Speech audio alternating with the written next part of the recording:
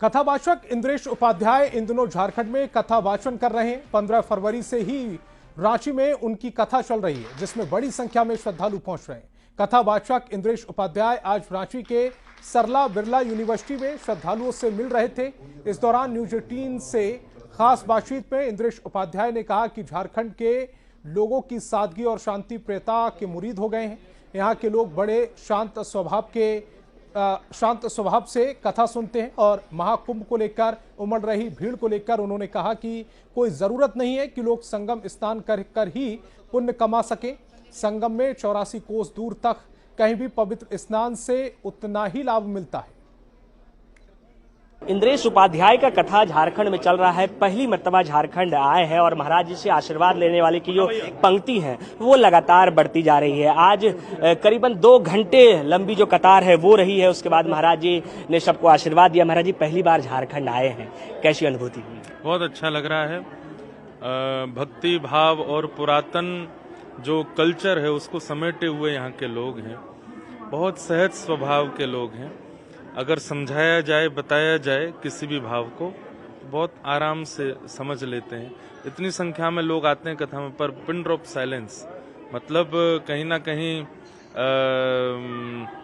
जो है एटिकेट्स भी जानते हैं। तो ये झारखंड के लोगों में कुछ कुछ अनुभव करने को मिला है हमें। झारखंड आप आए, घूम भी रहे थे, कल्चर भी देखा है, इसके साथ साथ अलग अलग फॉल्स भी शायद हमें पता चला कि आप घूमने गए थे। एक ही फॉल गए हैं अभी तक, जोहा फॉल। हाँ, क्रिकेट की भी पसंद है आपको? कह रहे हैं कि झारखंड वाले आउट कर दे रहे हैं महाराज जी को। नहीं, ऐसी बात तो नहीं है। वो हम हो जा रहे हैं क्योंकि कथा कर रहे हैं ना झारखंड वालों के लिए, इसलिए हम आउट हो जाते हैं।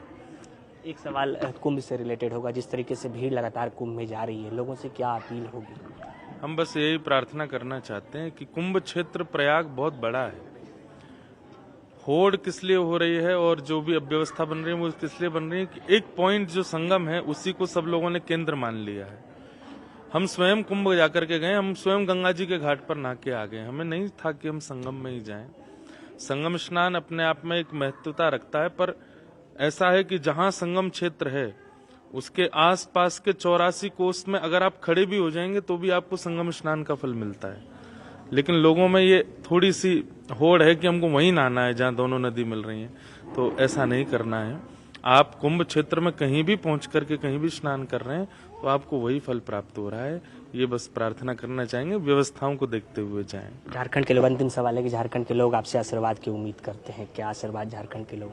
हम झारखंड को बस यही प्रार्थना करते हैं कि आपका जो कल्चर है, आपकी जो पुरातन व्यवस्था है, उसको आप भूलिएगा नहीं, सदा संजो करके रखिएगा।